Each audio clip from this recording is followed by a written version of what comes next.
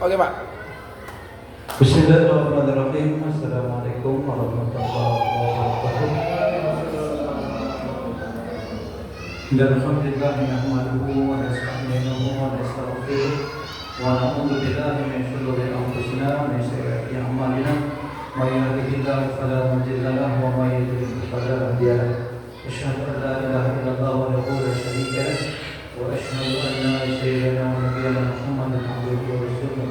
Allahumma shalli ala Muhammad wa sallim Muhammad. Bapak Ibu yang kami hormati, mari sama-sama kita bersyukur kepada Allah Subhanahu wa taala karena banyak sekali nikmat yang diberikan kepada kita, dan hari ini kita bisa berkumpul bersama-sama guna suatu observasi saya tentang komunitas belajar, membangun komunitas belajar. Baik kaum hadirin berbahagia, dan kemudian kami akan menjelaskan sedikit di awal bahwasanya komunitas belajar di satu sekolah itu sangatlah wajib.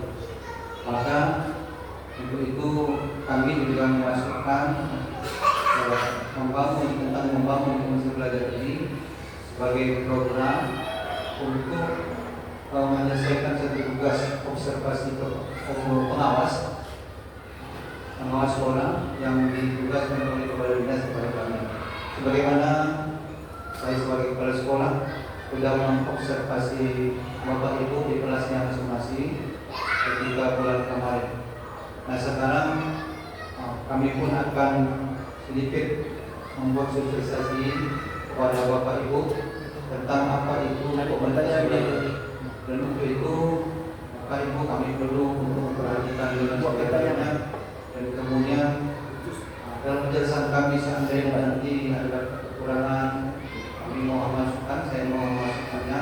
Dan kemudian kalau seandainya setelah selesai daripada penjelasan saya, jadi kita mohon untuk tanggapannya atau semua pertanyaan-pertanyaan yang mengenai komunitas belajar ini diajukan kepada kami. Dan kemudian maksud saya jelaskan ini tentang membangun komunitas belajar ini, tujuannya tidak lain adalah bagaimana sekolah kita ini dan belajar dan mengajar kegiatan sehari-hari ada peningkatan mutu sekolah kita makin hari makin meningkat. Dan kemudian kita minta tujuannya adalah bagaimana guru ini senantiasa bersatu, tenaga pendidik dan kependidikan, guru maupun staf yang lainnya ini bersatu memajukan pendidikan di sekolah kita, baik itu tentang akademik maupun non-akademik. Bapak Ibu yang berbahagia, kami akan menjelaskan sedikit sebelum masuk pada intinya. Kami akan menjelaskan sedikit apa itu komunitas belajar. Kita perhatikan.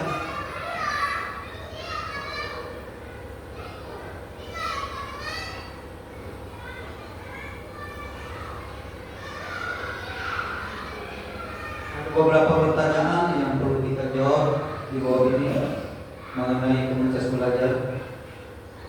Yang pertama, apa itu komunitas belajar dalam sekolah? Kemudian, apa tujuan dari komunitas belajar dalam sekolah? Mengapa komunitas belajar dalam sekolah ini sangat penting? Setelah itu, apa yang menjadi acuan dalam mengelola atau komunitas belajar ini? Apakah perbedaan komunitas belajar dalam sekolah, komunitas belajar antar sekolah, dan komunitas belajar di platform Merdeka Mengajar? Dan kemudian bagaimana membangun komunitas belajar dalam sekolah? Mari kita teliti satu persatu. Komunitas belajar dalam sekolah apa itu? Adalah sekelompok pendidik dan tenaga kependidikan. Jadi kita semua yang berada di sekolah ini, baik itu guru maupun tenaga pendidikan, tenaga administrasi, di dalam satu sekolah, ini di sana sekolah kita yang belajar bersama-sama, saling berkolaborasi secara rutin dengan tujuan yang jelas dan terukur untuk meningkatkan kualitas pembelajaran sehingga berdampak pada hasil belajar peserta didik. Tujuan peserta didik. Dan kemudian komunitas belajar dalam sekolah ini tujuannya untuk meningkatkan kompetensi pendidik dan membangun budaya belajar bersama yang berkelanjutan sehingga berdampak pada peningkatan hasil peserta didik. Jadi tujuannya adalah meningkatkan kompetensi guru, bukan anak pertamanya. Untuk guru kita buat kelompok ini adalah supaya guru ini makin meningkat kompetensinya, keahliannya, dan untuk membangun apa? Untuk membangun budaya belajar bersama, belajar kelompok di sekolah. Kalau anak sekolah itu belajar kelompoknya di rumah, mungkin ada 5 orang kumpul di satu rumah belajar kelompoknya tentang sesuatu tujuan yang mau dicapai. Kita pun begitu juga. Tetapi kita kumpul di dalam kelompok ini adalah Bapak Ibu untuk apa? Untuk peningkatan hasil belajar anak. Yang anak-anak ini bisa maju dalam pembelajarannya setiap hari.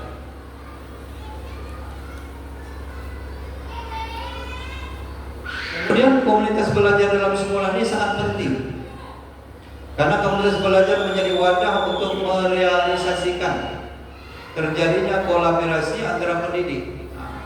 Kadang-kadang orang kan berteori, komunitas belajar ini kita ini realisasikan belajar bersama, dan pendidik belajar bersama tentang apa saja. Dan tidak ada yang terisolasi, maksudnya tidak terisolasi sendiri dia. Orang kumpul belajar bersama dia sendiri, tak pernah mau tanya dengan orang. Kalau memang betul, kalau dia ngajar dalam kelas, dia pun sendiri tak mau tanya sama orang. Kalau betul tak apa, kalau kadang-kadang dia sendiri, yang diajarnya salah. Misalnya ada guru yang belum paham tentang penjumlahan pecahan bilangan biasa atau bilangan campuran, ada yang tak tahu bagaimana cara membagi bilangan campuran, bilangan pecah biasa, ada yang tak tahu. Nah, dalam kompel ini hadirin Bapak hadirin Bapak ini maka ini sangat penting kompel ini kita buat. Tujuannya tadi untuk kita saling berkolaborasi, belajar bersama.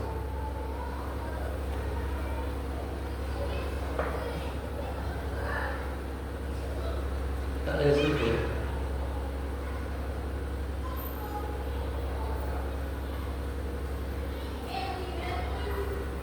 Yang menjadi acuan dalam mengelola komunitas belajar merujuk pada Dufour et al.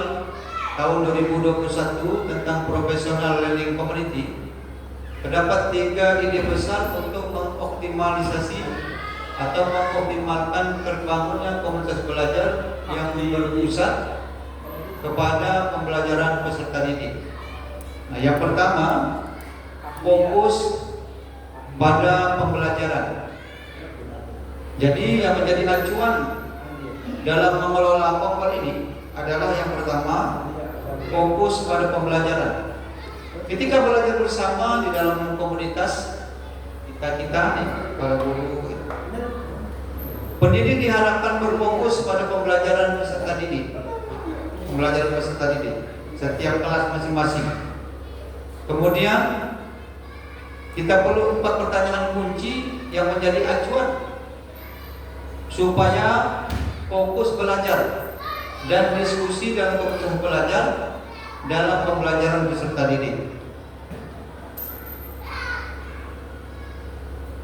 Nah, berikut 4 pertanyaan kunci tersebut. Yang pertama, apa yang harus dipelajari peserta didik? Kemudian, apa tujuan pembelajaran yang harus dicapai peserta didik?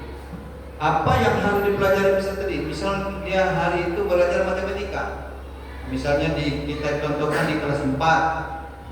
Dan kemudian apa tujuan pembelajaran yang harus dicapai? Mungkin anak bisa menjumlahkan bilangan atau mengalih bilangan 2 angka dengan 2 angka. Ini fokus apa yang harus dipelajari hari itu. Dan kemudian apa tujuan pembelajaran disampaikan? Guru menyampaikan tujuan pembelajaran ketika menyampaikan di kelas. Kemudian bagaimana mengetahui bahwa peserta didik telah belajar. Bagaimana cara memantau pembelajaran peserta didik? Nah, untuk mengetahui, biasanya mengetahui peserta didik ini sudah belajar ataupun belum, biasanya guru-guru ini awal ataupun akhir ini selalu membuat pertanyaan-pertanyaan, memancing pertanyaan-pertanyaan, betulkah dia belajar? Kalau misalnya di awal dia nanya tentang pembelajaran semalam, di awal pembukaan pembelajaran, ini betul tak pelajarannya? Nah, jadi mengetahui, jadi tahu, guru itu tahu bahwa anak ini belajar atau tidak. Ketika di akhir pembelajaran, dia pun nanya atau membuat soal-soal tertulis. Nanti anak-anak yang betul dia belajar, dia akan menjawab pertanyaan-pertanyaan guru ini lebih banyak betulnya daripada salahnya. Kemudian bagaimana cara memantau pembelajaran peserta didik? Ya, seperti biasa, daripada setiap jawaban-jawabannya. Dan kemudian yang ketiga, pertanyaan kunci yang harus kita ada pada diri kita ini, apa yang harus dilakukan pendidik jika beberapa siswa atau peserta didik kita tidak belajar, atau dukungan seperti apa yang diberikan kepada mereka. Nah, anak ini nampak tak belajar, baca pun susah, kadang di kelas 4, kelas 5 ada berapa orang, ada 1 orang di kelas 4, 5, 1 orang di kelas 4, 2 orang di kelas 5. Orang lain sudah lancar membaca, dia belum. Nah, apa yang harus kita lakukan? Dan kemudian kita beri dukungan bagaimana caranya supaya dia bersemangat. Walaupun dia tertinggal jauh menurut perkiraan kita, dia tertinggal jauh. Dan kemudian yang keempat, apa yang harus dilakukan pendidik jika beberapa peserta didik ini telah belajar? Ini sudah belajar. Mungkin memberikan pengayaan tambahan, mungkin beri kerja-kerja tambahan. Dan pengayaan seperti apa yang akan yang diberikan kepada mereka, itu namanya iklan pada mereka. Pengayaan apa? Yang sesuai dengan materi di kelas tersebut. Hanya di kelas 1, di kelas 2, kelas 3, sampai di kelas 6. Dan kemudian tujuan kita untuk komunitas belajar ini adalah untuk membudayakan kolaborasi dan tanggung jawab kolektif pendidik. Perlu membangun budaya kolaboratif untuk bekerja sama. Jadi kita untuk bekerja sama. Ini tujuan yang besar yang kedua, membudayakan kolaborasi dan tanggung jawab kolektif pendidik atau guru. Dan kemudian pendidik itu perlu membangun budaya kolaboratif untuk bekerja sama dan memikul tanggung jawab kolektif demi membantu peserta didik mengoptimalkan proses belajarnya. Kualitas belajar peserta didik yang optimal sulit tercapai jika pendidik bekerja secara individual atau terisolasi. Kolaborasi yang dilakukan pendidik di suatu titik diharapkan tidak hanya berhenti pada kegiatan berdiskusi dan berbagai praktik baik pengajaran, namun berlanjut sampai pelaksanaan kegiatan belajar mengajar di kelasnya masing-masing. Dan oleh karenanya sikap saling membantu, memiliki pemikiran terbuka dan senang memecahkan masalah bersama perlu menjadi kebiasaan sehari-hari. Kebiasaan sehari-hari peserta didik para pendidik. Perkembangan belajar peserta didik ini tidak lagi menjadi tanggung jawab pribadi masing-masing, namun menjadi tanggung jawab bersama yang perlu diupayakan secara berkelanjutan. Jadi maksud dari pernyataan ini Bapak Ibu, kalau seandainya kita punya kesulitan di kelas 1, bagaimana caranya supaya mengajar membacanya jadi cepat? Dalam 6 bulan pertama cepat anak itu bisa baca. Kadang-kadang ada juga yang 7 bulan belum bisa baca juga.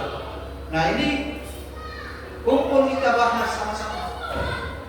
Bagaimana caranya? Nanti kalau orang punya ide, ini caranya supaya cepat baca. Anak bisa menulis dengan cepat. Kemudian dalam hal menulis rapi, anak-anak kita tengok di kelas 1, 2, 3, 4, 5. Kelas 4 lah, 1, 2, 1, 4, tulisannya kacau. Nah, ini kita boleh kita rembuk. Bagaimana dia boleh menulis rapi? Siapa yang punya ide? Di antara kawan-kawan kita dulu. Nah, setelah dapat baru nantinya dilaksanakan, direalisasi di kelas masing-masing.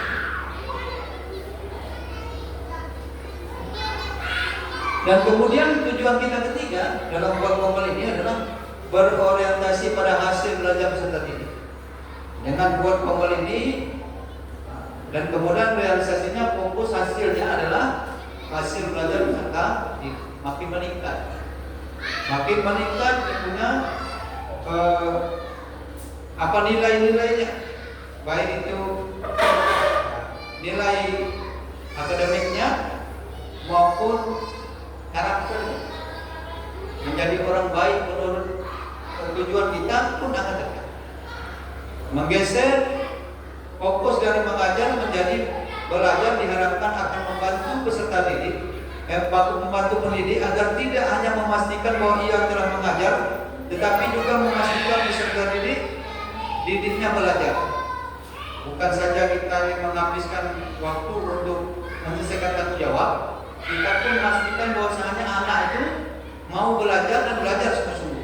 Cara untuk memastikan peserta didik belajar adalah dengan melakukan asesmen yang berkelanjutan dan mendapatkan bukti bahwa peserta didik telah memiliki pengetahuan dan keterampilan yang dibutuhkan.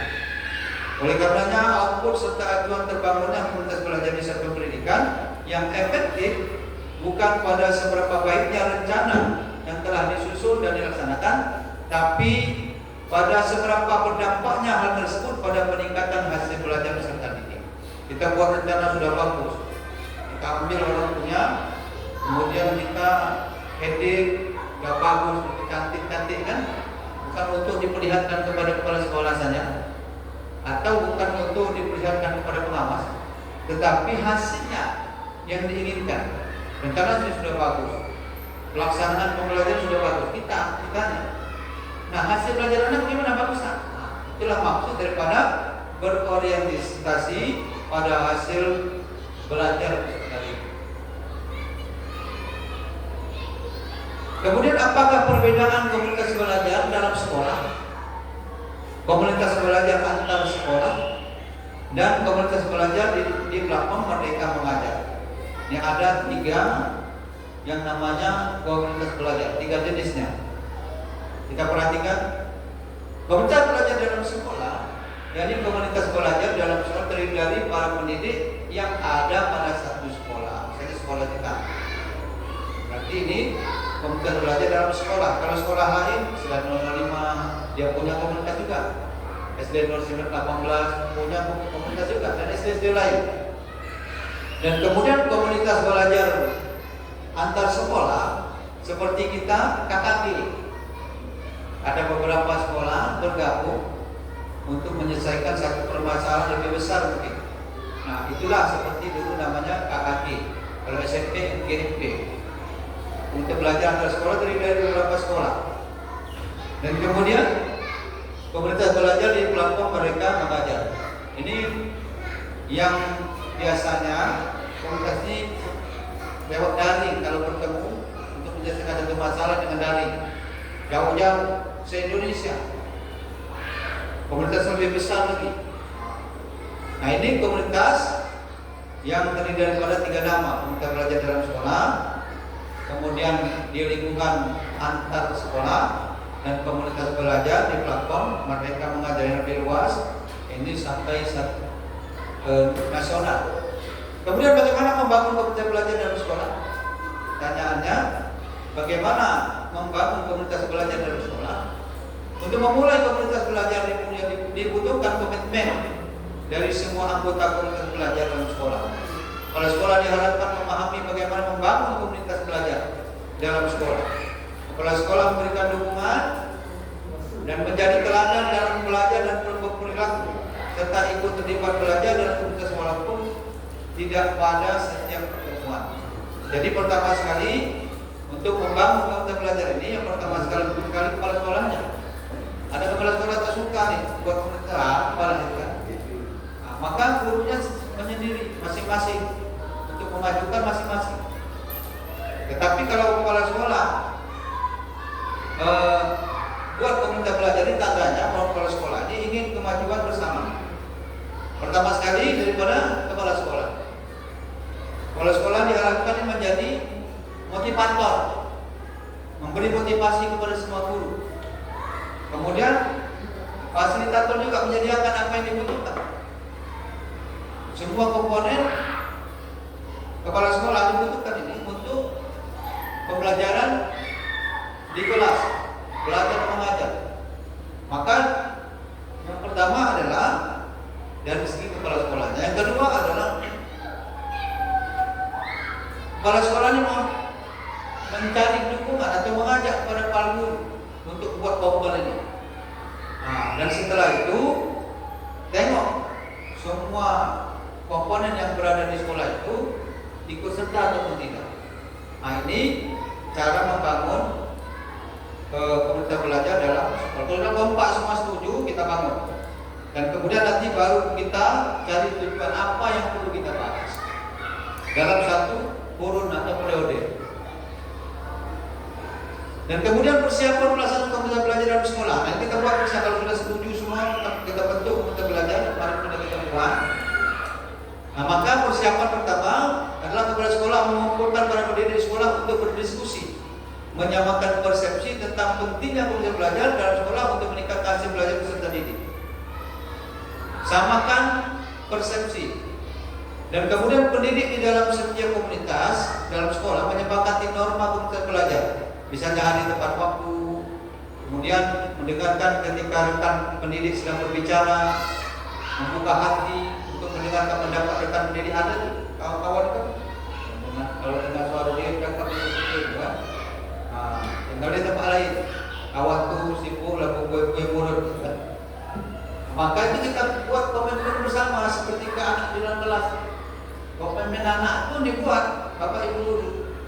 Ketika dalam kelas masuk pagi-pagi itu harus tepat waktunya.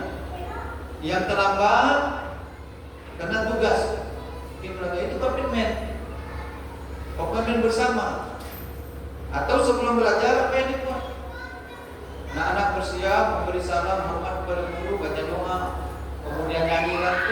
Ini komitmen bersama. Kita pun begitu juga dalam khotbah.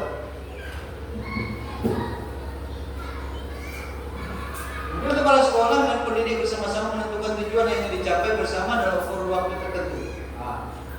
Misalnya dalam periode ini 6 bulan 1 semester kita buat program apa yang ingin kita capai bersama-sama.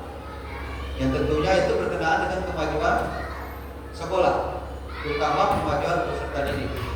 Dan kemudian kepala sekolah dan pendidik bersama-sama menyusun agenda dan jadwal kegiatan belajar setiap minggu. Yang kita kemarin kita sudah susun setiap minggu. Dan kemudian pertemuannya kita kapan? Kita sepakati. Kalau memang hari Sabtu, ya hari Sabtu. Minggu ini hari Sabtu apa kegiatannya? Minggu depan apa kegiatannya? Minggu depan lagi apa kegiatannya? Sampai mungkin 1 semester boleh. Atau kalau kita mampu bersama-sama merebut, kita buat rencana untuk 1 tahun. Kemudian pelaksanaan belajar dalam komunitas belajar dalam sekolah. Pendidik dalam kelompok kecilnya dapat melakukan berbagai aktivitas. Namun perlu diingat, aktivitas ini haruslah berfokus pada pembelajaran peserta didik. Dan 3 ide besar dan 4 pertanyaan kunci di atas yang menjadi pegangan pendidik dalam beraktivitas dalam komunitas belajar dalam sekolah. Kemudian komunitas belajar dalam sekolah wajib memastikan terjadinya 5 hal sebagai berikut. Yang pertama, tim bekerja secara kolaboratif dan mengambil peran dan tanggung jawab bersama. Semua kita, para guru, bapak ibu, mungkin para tenaga pendidikan juga punya peran dan tanggung jawab masing-masing sesuai yang sudah kita musyawarahkan atau kita rapatkan. Kemudian menerapkan kurikulum pada setiap tahapannya. Kemudian memantau pembelajaran siswa dengan proses penilaian berkelanjutan, menggunakan hasil penilaian umum untuk melatih anggota komunitas, membangun kapasitas tim komunitas, memperluas pembelajaran dengan fokuskan pada peningkatan hasil belajar siswa, menggunakan hasil penilaian umum untuk melatih anggota komunitas, membangun kapasitas tim komunitas, memperluas pembelajaran dengan fokuskan pada peningkatan hasil belajar siswa, kemudian terakhir memberikan intervensi dan pengayaan yang sistematis. ini rangkap aktivitas pelajaran yang dapat dilakukan di komunitas belajar dan bersekolah. Yang pertama, bersama-sama menyiapkan dan mereview RPP atau modul ajar yang telah disusun. Kita review. 4 pertanyaan kunci dijadikan acuan untuk melihat apakah RPP kita yang kita susun sudah berpusat pada peserta didik ataupun belum. 4 pertanyaan kunci yang kita tanyakan di awal tadi dapat ditanyakan para pendidik dalam komunitas belajar ketika berdiskusi, mereview RPP atau modul ajar. Dan itu adalah apakah tujuan belajar ini yang ingin dicapai peserta didik, apa yang ingin dicapai. Kemudian apakah langkah-langkah pembelajaran ini sudah optimal melayani peserta didik dengan keragaman mereka. Kemudian jika ada peserta didik yang belum belajar, apa saja yang dapat dilakukan. Ada yang belum belajar, apa saja yang dilakukan. Dan jika sudah belajar, supaya tidak bosan, apa saja yang harus diberikan kepada peserta didik. Sudah bagus kan? Apakah asesmen yang ditulis sudah sesuai dengan pencapaian tujuan pembelajaran? Ini sesuai dengan 4 pertanyaan kunci yang di awal tadi. Itu yang dibahas dalam ketika kita mereview RPP. Kemudian mendiskusikan rubrik penilaian bersama sehingga memiliki persepsi yang sama dalam mengintervensi rubrik. Berbagi masalah pembelajaran yang dialami peserta didik dan mendiskusikan alternatif pemecahan masalah bersama-sama. Bertukar nilai hasil belajar peserta didik dan saling mengobservasi pembelajaran di kelas masing-masing dan melakukan refleksi hasil observasi bersama-sama, misalnya seperti pada lesson studi. Dan kemudian berbagi praktik baik yang telah dilakukan. Apa hasilnya ketika kita realisasikan dan kemudian saling berbagi. Sengaja seperti ini hasil bagus nampaknya. Dan kemudian melakukan riset bersama terhadap masalah pelajaran yang dihadapi. Ada masalah pelajaran itu kita kaji masalahnya, kemudian dibuat cara untuk menyelesaikannya. Nah, itu namanya melakukan riset bersama. Dan kemudian selebrasi keberhasilan komunitas belajar.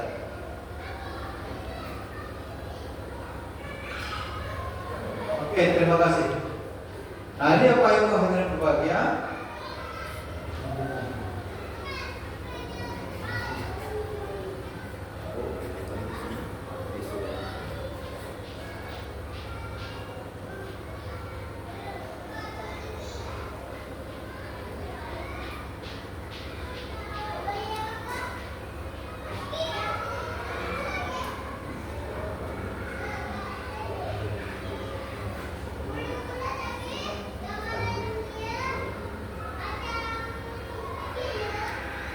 Sebagai rangkuman dari penjelasan kami adalah bahwasanya yang menjadi acuan kita dalam pembelajaran ini adalah fokus pada pembelajaran peserta didik. Yang kedua, selanjutnya adalah kita ini supaya bekerja sama. Para guru bekerja sama untuk memajukan pendidikan khususnya yang berfokus pada peserta didik. Dan kemudian yang ketiga adalah berorientasi pada hasil. Tujuan kita peserta didik itu baik, kemudian kita kerjasama dan kita tengok lagi hasilnya, hasil akhirnya. Nah, ini tujuan daripada kita buat kompol ini. Dan kemudian untuk buat kompol supaya sempurna, pertama prosesnya tadi adalah kita perlu menyusun program-programnya, dan kemudian setelah itu kita selesaikan apapun permasalahannya. Kemudian kalau permasalahannya biasanya diselesaikan pada pertemuan setiap kompol yang sudah kita jadwalkan. Kalau boleh, yang pertama langkahnya adalah kita susun programnya, kemudian dalam pelaksanaan setiap minggu kita semua menjadi narasumbernya. Boleh. Setiap ada materi yang harus dibahas, maka setiap orang, setiap guru ini menjadi narasumber. Dan kemudian dalam penilaian itu narasumber itu beda-beda. Kalau narasumber itu akan mendapatkan nilai lebih. Sebagaimana dilakukan mereka kita mengajar. Dan kemudian kita buat dulu yang namanya organisasinya. Nah, siapa penanggung jawabnya dari kepala sekolah. Dan kemudian anggota orang-orang ahlinya di situ. Setelah itu adalah anggota. Dan kemudian nanti kita buat, kita semua adalah narasumber untuk komunitas belajar. Demikian Bapak Ibu, mudah-mudahan ini dapat dicerna, dapat dipahami. Dan kalau seandainya ada tanggapan, ada pertanyaan yang boleh menjawab, kami akan jawab. Dan kalau seandainya tidak pun tak apa-apa juga, ada pertanyaan, berarti sudah paham semua. Tinggal kita melaksanakan komunitas. Sebenarnya kita pun sudah buat komunitasnya, sehingga pelaksanaannya kita terhenti. Hanya secara kegiatan, kapan kita akan mulai bersama-sama lagi. Demikian dari Dr. Hidayah. Assalamualaikum warahmatullahi wabarakatuh. Silakan ya, kalau seandainya ada yang bertanya. Kawan-kawan, ada yang bertanya, kawan-kawan?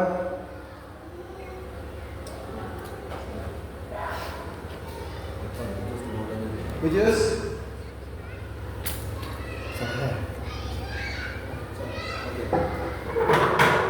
Izin Pak, mau bertanya Pak.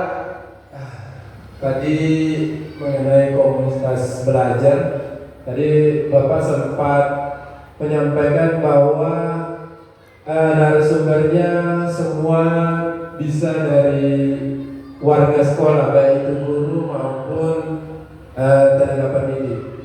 Nah, bisa tidak Pak narasumbernya ini kita mendatangkan dari luar? Setidaknya kalau ada narasumber dari luar, membuat suasana lebih semangat lagi. Itu saja Pak. Kalaupun bisa, nah bagaimana pendanaannya Pak? Terima kasih. Ya, terima kasih, pertanyaan bagus. Saya langsung jawab aja ya. Pertanyaan langsung dijawab supaya mudah, tak pakai tulis-tulis. Nah, jadi untuk narasumbernya ini boleh siapa saja menjadi narasumber, termasuk dari luar. Biasanya narasumbernya di setiap kombel ini pertama adalah pengawas kita. Nah, pengawas kita ini sangat baik untuk menjadi kombel sesuai dengan profesinya untuk kemajuan sekolah kita. Dan kemudian boleh dari luar.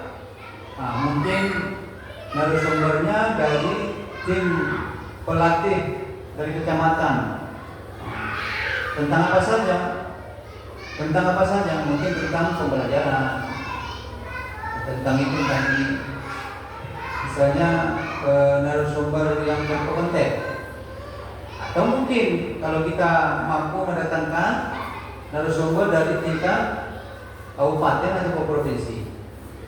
Jadi boleh, asal disepakati bersama. Ini komunitas belajar ini kan bersama.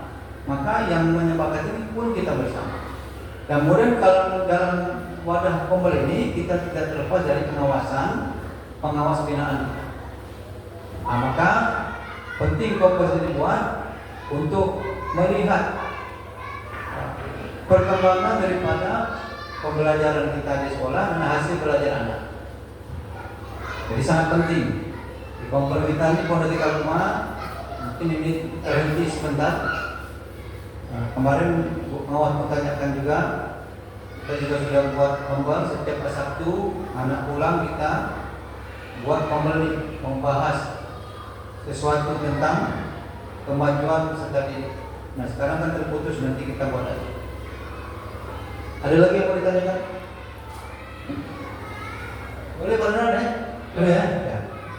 Siap. Terima kasih Pak.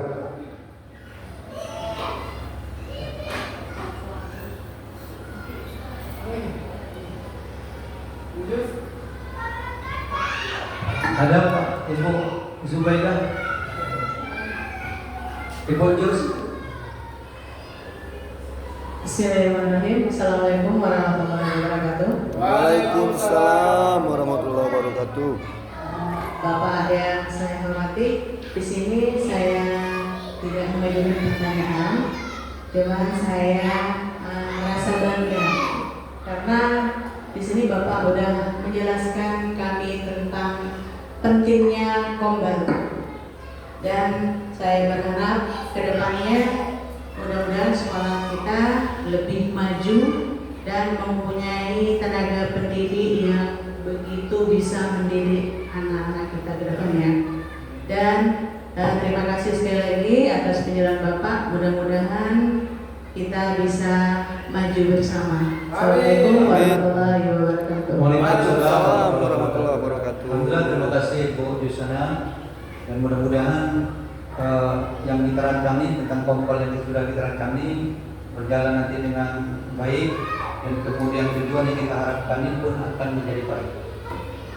Silakan Bapak Ibu, kalau tidak ada lagi kita tutup. Nanti boleh sharing setelah sosialisasi singkatnya. Di mana saja, di kantor atau di mana ada kesempatan boleh kita saling tanya-tanya.